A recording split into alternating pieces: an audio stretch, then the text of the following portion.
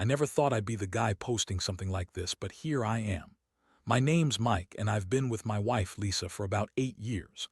We met in college, hit it off pretty quickly, and for the most part, I thought we had a solid thing going.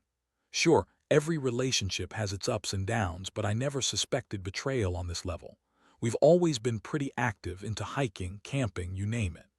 A few months ago, I decided to surprise Lisa with a wilderness survival training course.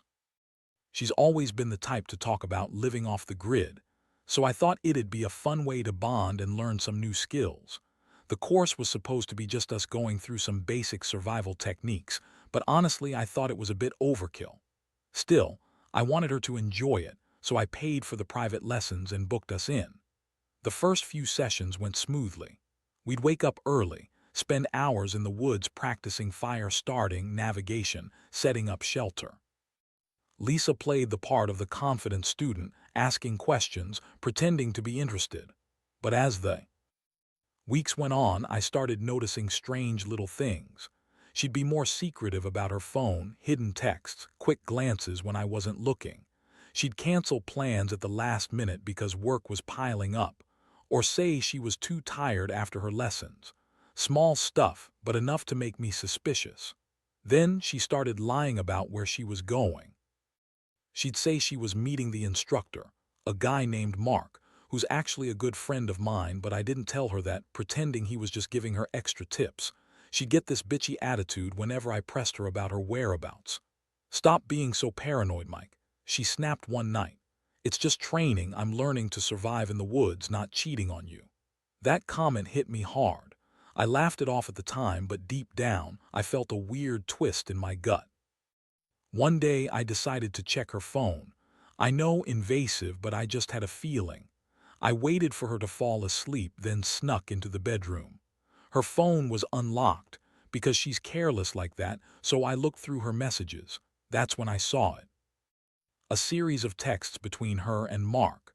Flirty, suggestive, talking about meeting later in the woods and how they could finally be alone together. It wasn't just innocent instructor-student talk. There was actual sex talk. I stared at the screen, stomach twisting, feeling like my world was collapsing. I kept thinking, how could she do this? After all those nights we spent in the woods, practicing survival skills, all those times I told her I loved her, she was secretly screwing around with a guy she pretended to be learning from. It was like a punch to the gut, so violent I almost couldn't breathe. The worst part, she acts like nothing's wrong, like she's innocent, like I'm the crazy one. I didn't even sleep that night. Instead, I just sat there, angry and confused, trying to process what I'd found. I kept replaying all the moments I thought were special, her smiles, her laughter, and now I see they were just masks. She's been lying to my face the whole time. I kept asking myself, how do you confront someone who's been lying that well? How do you even begin to process this level of betrayal? I didn't want to jump to conclusions, but I knew one thing. I had to talk to her. The question was how.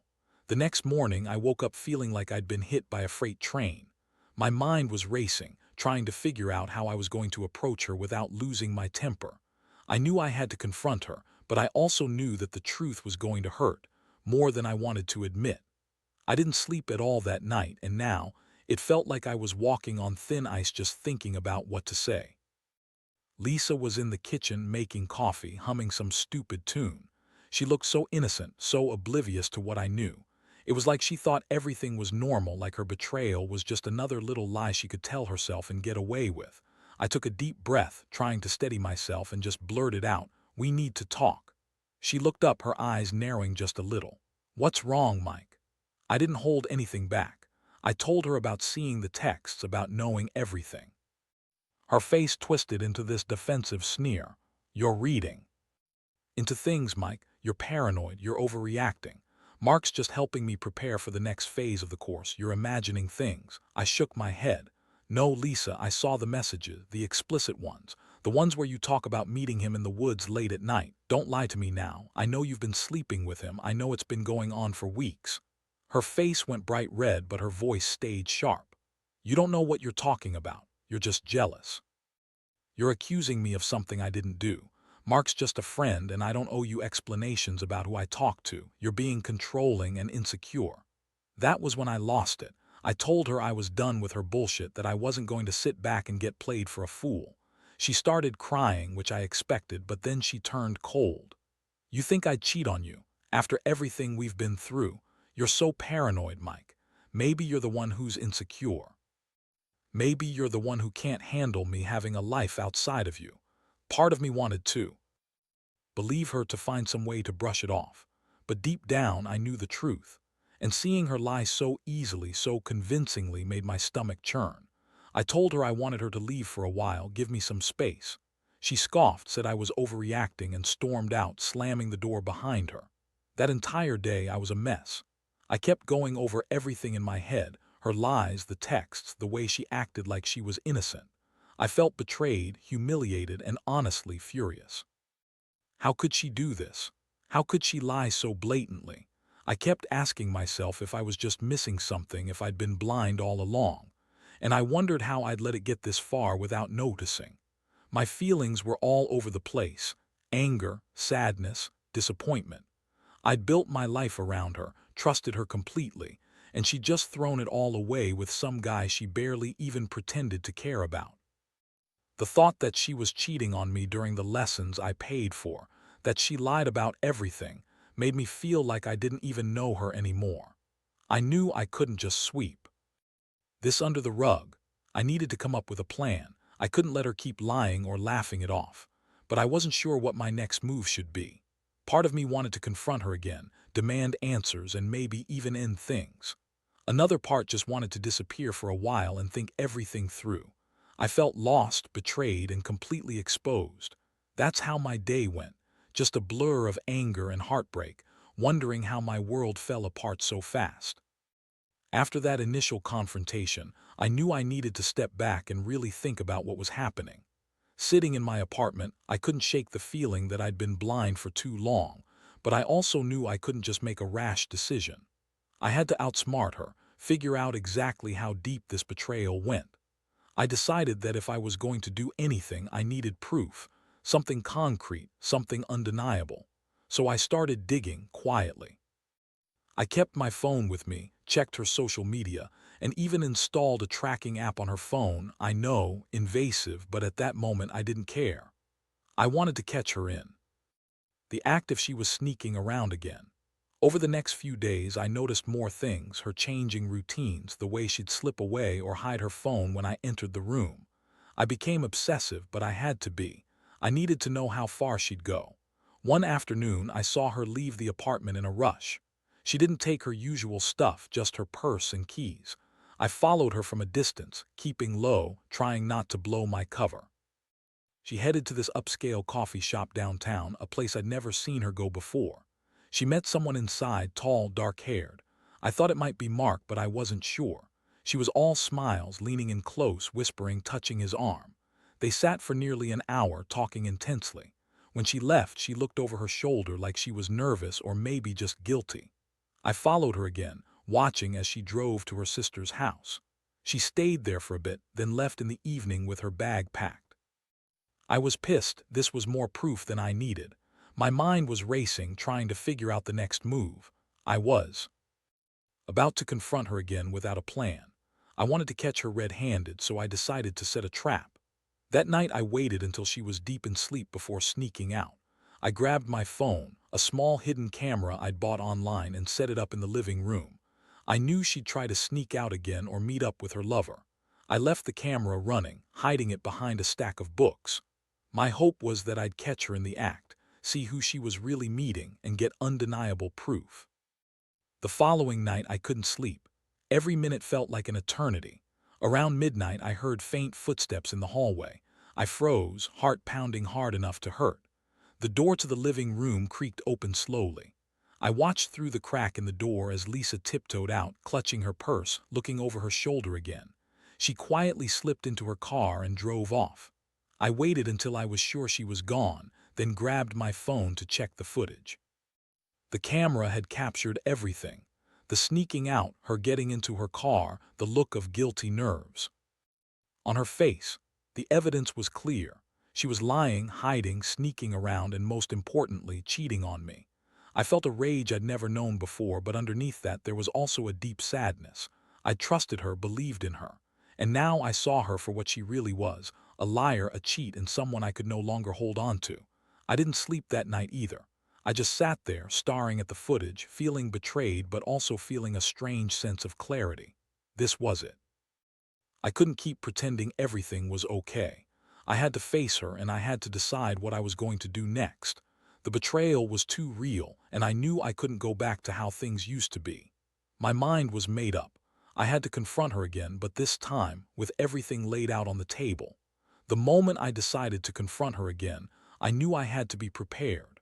I couldn't just blurt out accusations without some evidence and a plan. I wanted to catch her off guard, make sure she couldn't deny everything this time. I spent the next day organizing my thoughts, gathering everything I had, screenshots of her texts, the footage from the camera, the evidence of her secret meetings. I wanted her to see I wasn't just paranoid. I had concrete proof. That evening, I told myself I'd do it face to face, no hiding behind texts or screens. I waited until she came home from work, knowing she'd be exhausted and probably irritated. She stormed into the apartment, tossing her purse on the table, already snapping at me about something trivial. I took a deep breath, then faced her directly.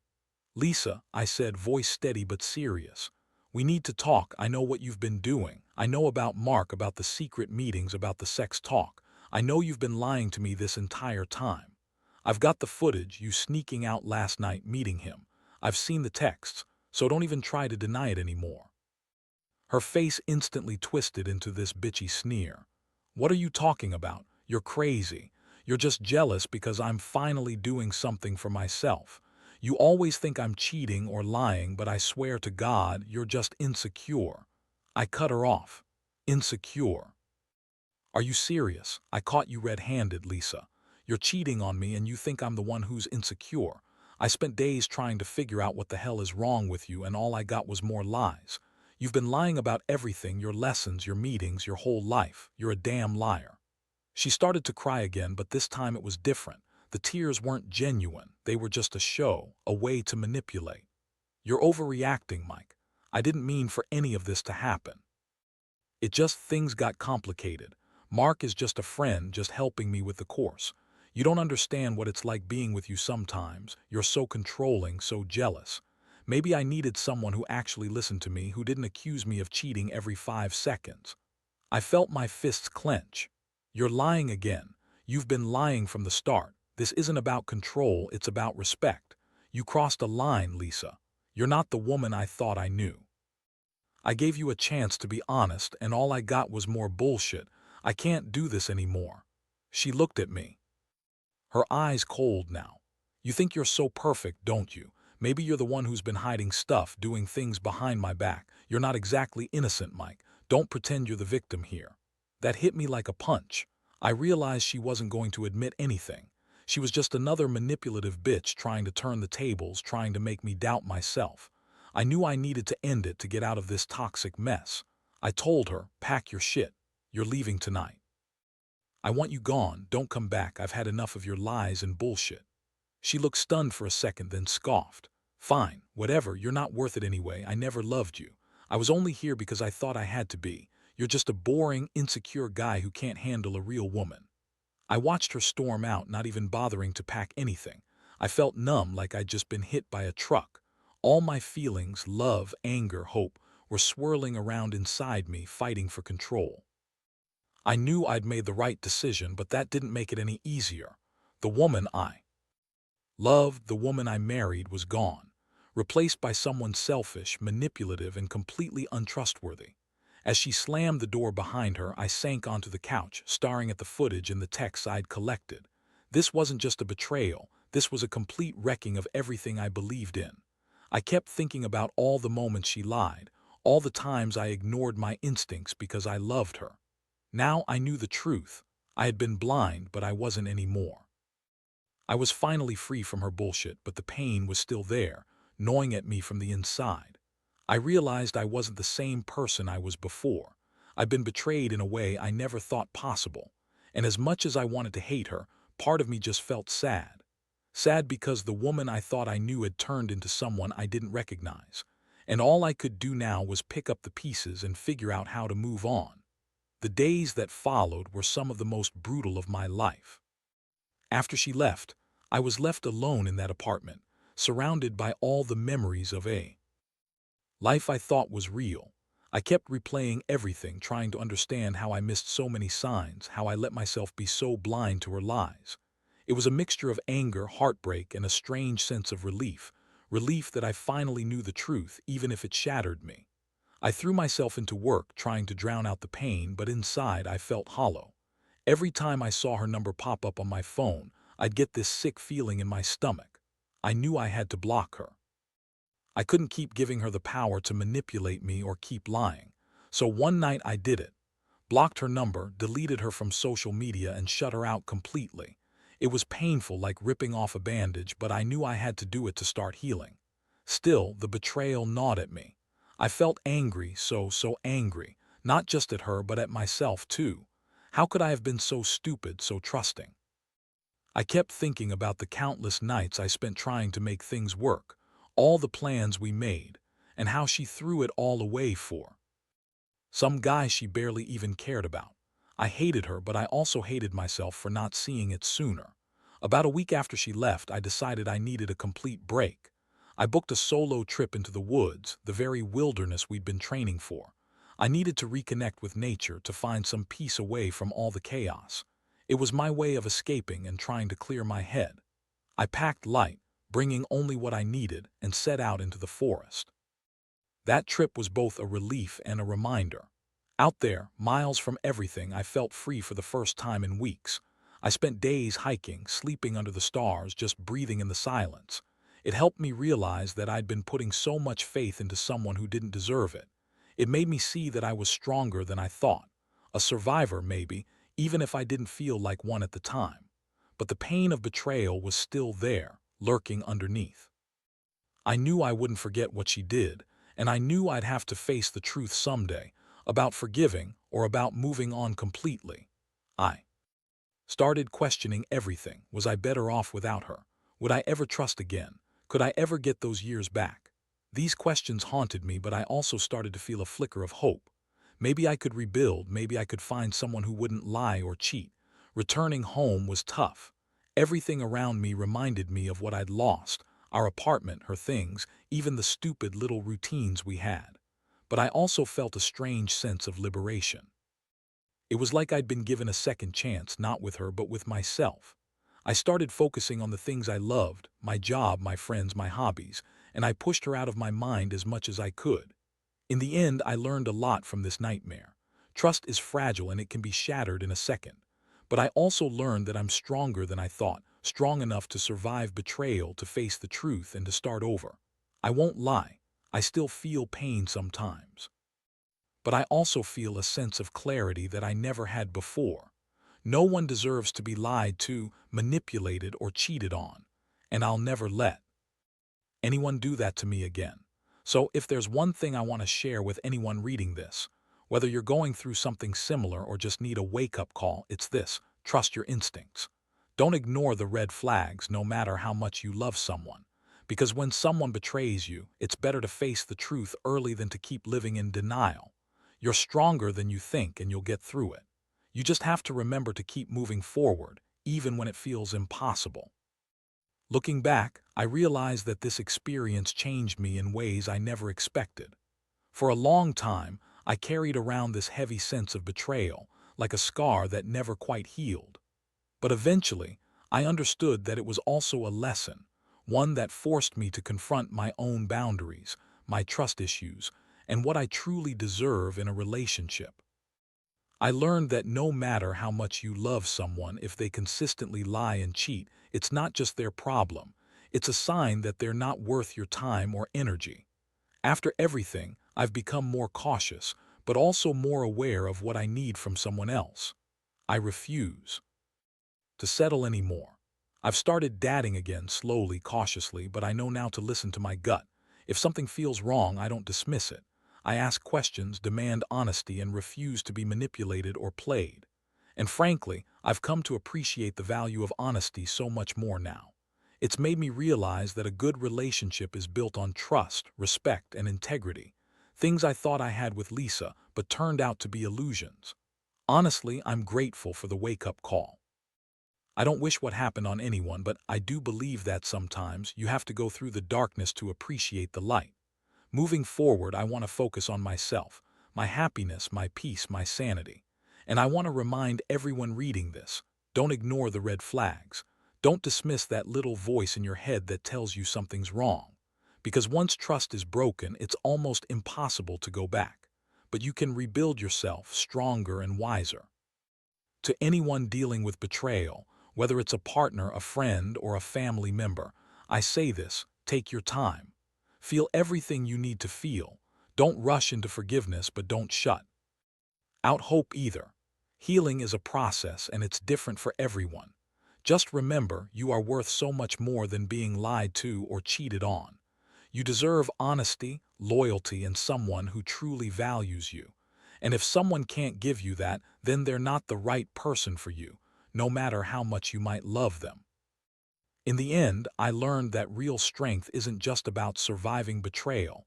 It's about choosing to move on from it, to find peace within yourself, and to never settle for less than you deserve. I'm still healing, still learning, but I no longer feel broken. I feel free. And I'll never let anyone take that away from me again.